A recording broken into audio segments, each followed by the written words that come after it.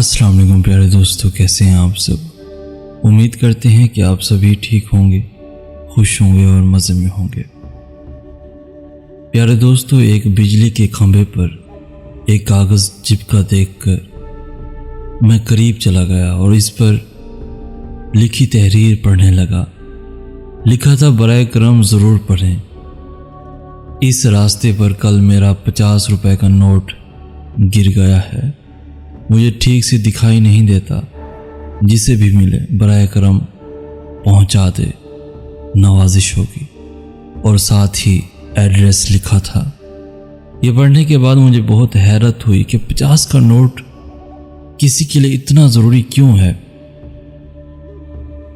اس پتے پر جانے کا ارادہ کیا اور اس گلی میں اس مکان کے دروازے پر آواز لگائی۔ ایک ضعیفہ لاٹھی ٹیکتی ہوئی باہر آئی۔ پوچھنے پر معلوم ہوا کہ اکیلی رہتی ہے اور کم دکھائی دیتا ہے۔ میں نے کہا، ماں جی، آپ کا 50 کا نوٹ مجھے ملا ہے، اسے دینے آیا ہوں۔ یہ سن کر بڑھیا رونے لگی۔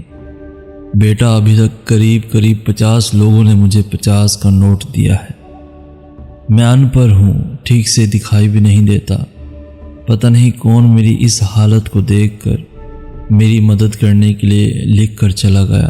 بہت اصرار کرنے پر مائی نے پیسے تو رکھ لیے، لیکن ایک درخواست کی کہ بیٹا، وہ میں نے نہیں لکھا، کسی نے میری مدد کی خاطر لکھ دیا ہے، جاتے ہوئے اسے پھاڑ کر پھینک دینا بیٹا۔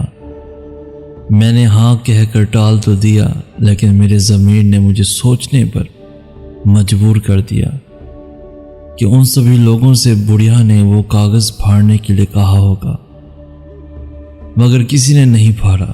زندگی میں ہم کتنے سچے ہیں، کتنے غلط، یہ صرف اللہ ہی جانتا ہے۔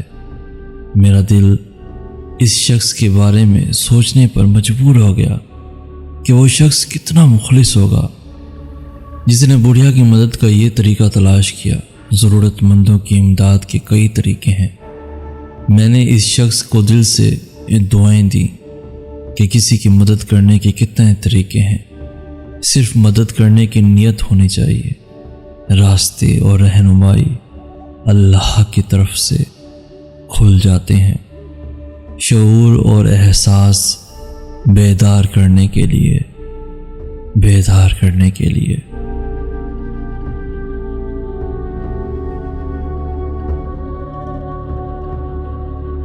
پیارے دوستو، آپ بھی کسی ضرورت مند کی ضرور ہیلپ کر دیا کریں۔ کیا پتہ آپ کے چھوٹے سے نیک عمل سے اللہ آپ پر، آپ کے گھر پر رحمتوں کی بارش فرما دے۔ آمین کہہ کر اپنے دوستوں کے ساتھ بھی ضرور شیئر کیجیے گا۔ اس ویڈیو کو لائک کر کے ہماری حوصلہ افزائی بھی ضرور کیجیے گا۔ ساتھ ہی ایسی خوبصورت سبق آموز اور قیمتی باتوں کے لیے ہمارا چینل بھی ضرور سبسکرائب کر دیجیے۔ ہمیں کہتے ہیں سید احسناس۔ ہم ملیں گے نیکسٹ ویڈیو میں، تب تک کے لیے اللہ حافظ۔